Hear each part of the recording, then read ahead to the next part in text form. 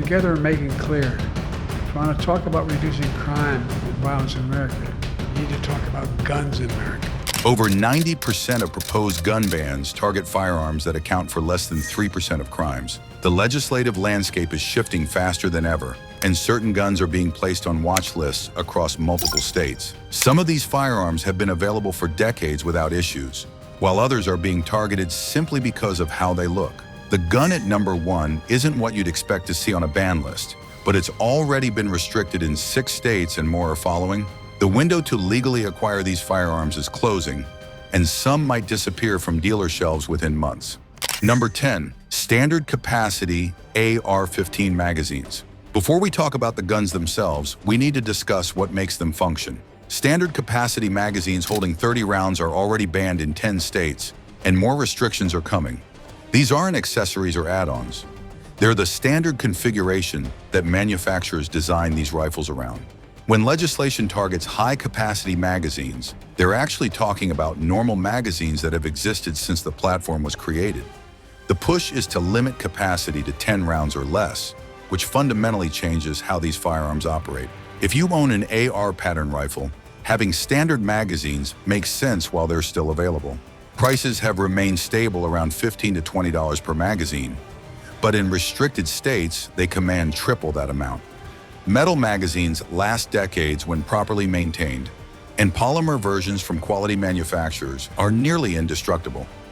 Nothing about these magazines makes them more dangerous than smaller ones, but they're easy targets for legislation because they look scary to people unfamiliar with firearms.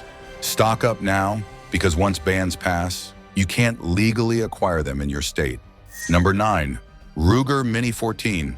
The Ruger Mini 14 fires the same 5.56 round as an AR-15, holds the same capacity, and uses detachable magazines. Yet somehow it often escapes the ban lists that target modern sporting rifles. This gun has a traditional wooden stock and looks like a hunting rifle, even though it's functionally identical to rifles that get banned. The Mini 14 was designed in the 1970s as a civilian version of the military M14. It's reliable, accurate enough for most purposes, and doesn't trigger the same emotional response as black rifles. But that's changing. Recent proposed legislation uses language that includes any semi-automatic rifle with a detachable magazine, which means the Mini 14's free pass might be ending. At around $1,000, it's priced competitively with quality AR pattern rifles. The gas system is incredibly reliable, functioning in conditions that would stop other rifles. Ruger builds these in America with quality materials and machining. The biggest advantage is that this rifle doesn't attract attention. It looks like something your grandfather would hunt with, not something that scares legislators. That advantage won't last forever as ban language becomes more comprehensive. Number 8, semi-automatic shotguns with detachable magazines. Shotguns have traditionally avoided most ban proposals, but semi-automatic models with detachable magazines are entering the crosshairs. Guns like the Fostech Origin 12 combine rapid fire capability with large ammunition capacity. These aren't your grandfather's hunting shotguns. They're designed for competitive shooting and defensive purposes, holding 10 to 15 rounds of 12-gauge shells. The legislative concern focuses on the combination of semi-automatic operation and detachable magazines, which allows very fast reloading. Several states are already looking at restrictions specifically targeting this category. These shotguns cost between $700 and $1,500 depending on the model. The Origin 12 is particularly interesting because it uses AR pattern controls, making it familiar to anyone who's shot modern sporting rifles. The magazines are expensive, running around $100 each, but they're built to last. The recoil on these guns is surprisingly manageable because the semi-automatic action absorbs much of the energy. You can fire as fast as you can pull the trigger, which is exactly what makes them legislative targets. If you've been considering a semi-automatic shotgun with detachable magazines, now is the time to act before specific bans classify them separately from traditional shotguns. Number 7, AR-10 pattern rifles. The AR-10 fires a larger round than the AR-15, typically chambered in .308 Winchester or 6.5 Creedmoor. These rifles look nearly identical to AR-15s, but are built on a larger frame to handle more powerful cartridges. Current ban proposals often focus on AR-15 patterns specifically, but newer legislation is catching up and including all AR pattern rifles regardless of caliber. The AR-10 offers longer effective range and more power, making it popular with hunters and long-range shooters.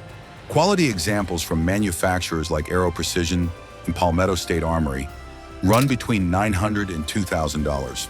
The magazines hold 20 rounds typically, though 10-round versions exist for restricted states. These rifles are heavier than AR-15s, usually weighing around 10 pounds unloaded. The recoil is substantial compared to 5.56, but manageable with proper technique.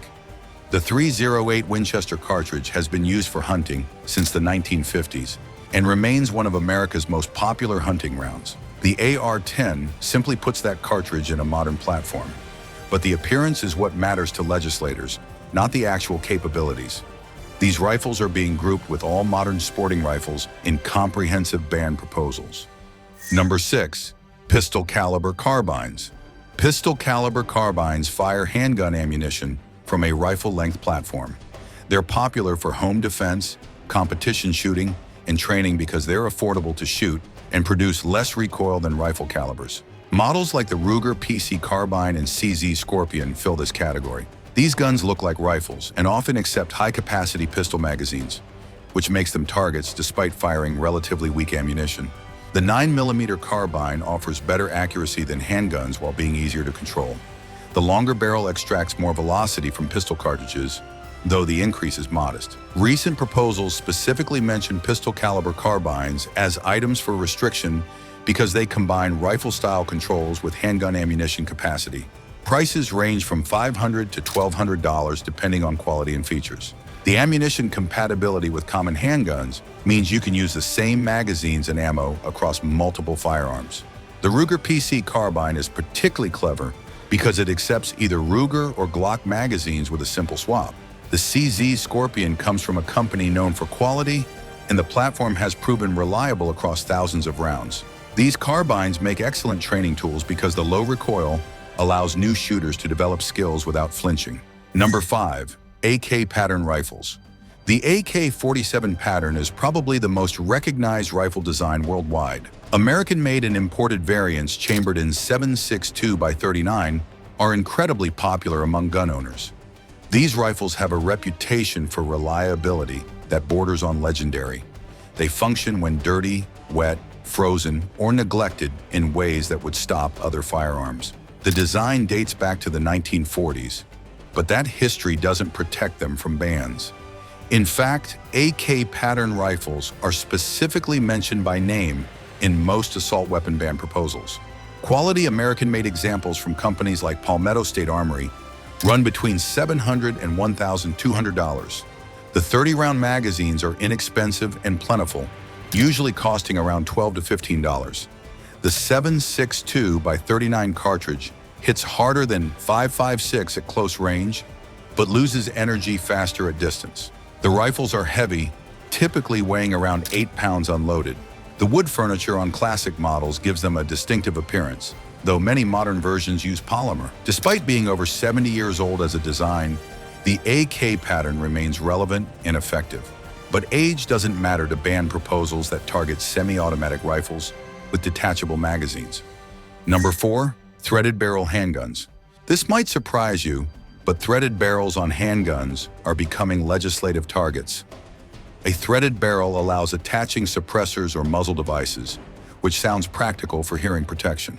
But in the political environment, threaded barrels are seen as features that make handguns more dangerous. Several state proposals specifically ban threaded barrels on semi-automatic handguns or require removing them before sale.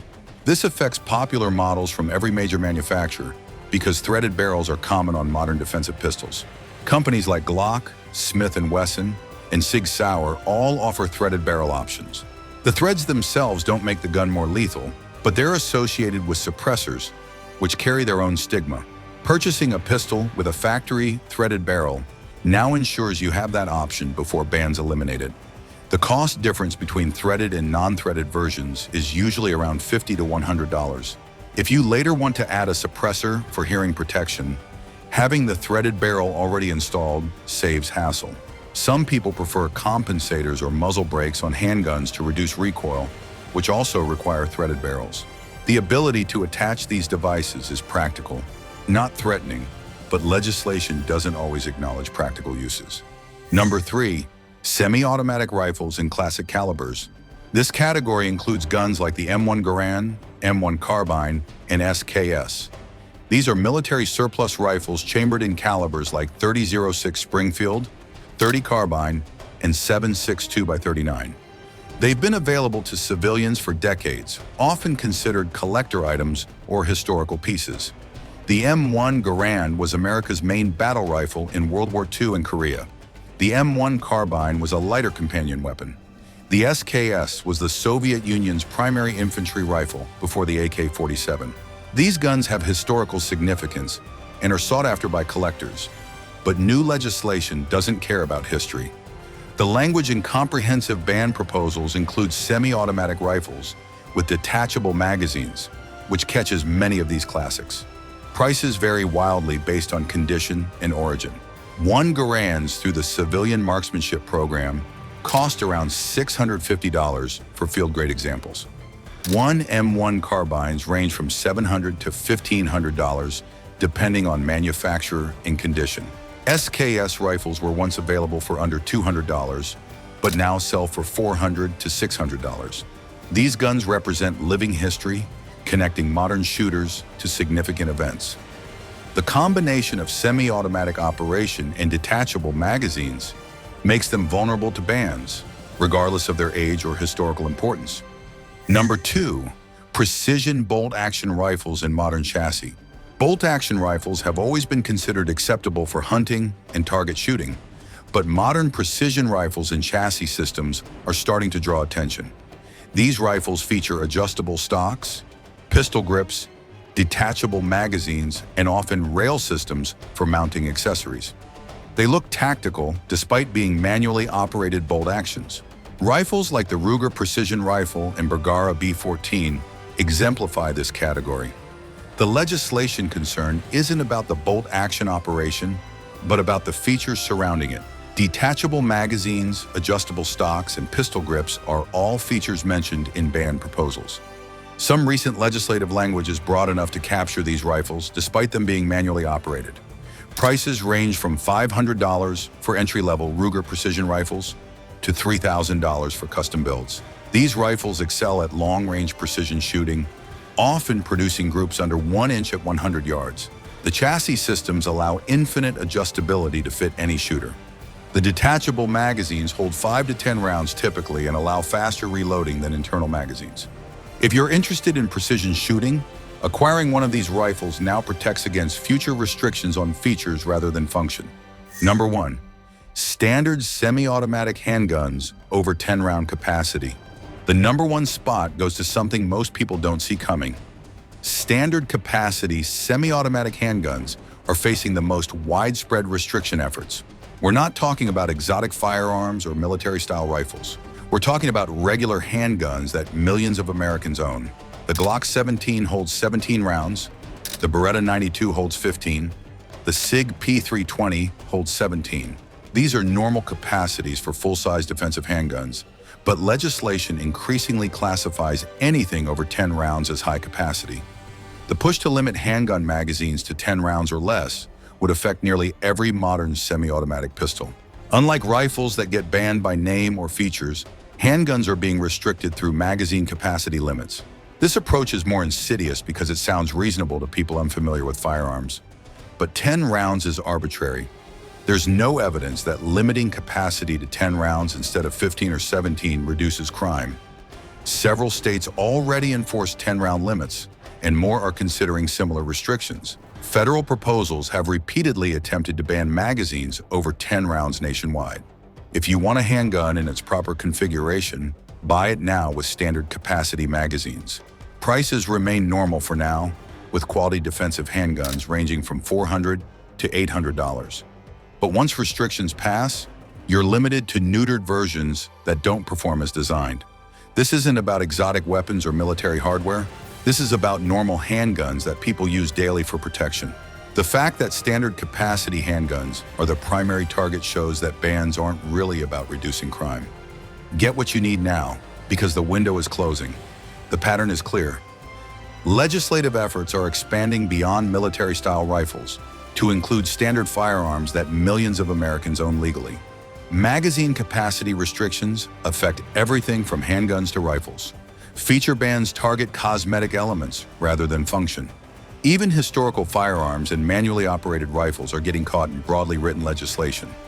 The common thread is that these restrictions focus on what guns look like rather than how they're actually used. Understanding what's actually at risk allows you to make informed decisions before options disappear. The legislative landscape changes quickly, and today's available firearm can become tomorrow's restricted item. If this information helped you understand what's actually at risk, hit that like button and subscribe for more straight talk about firearms and your rights.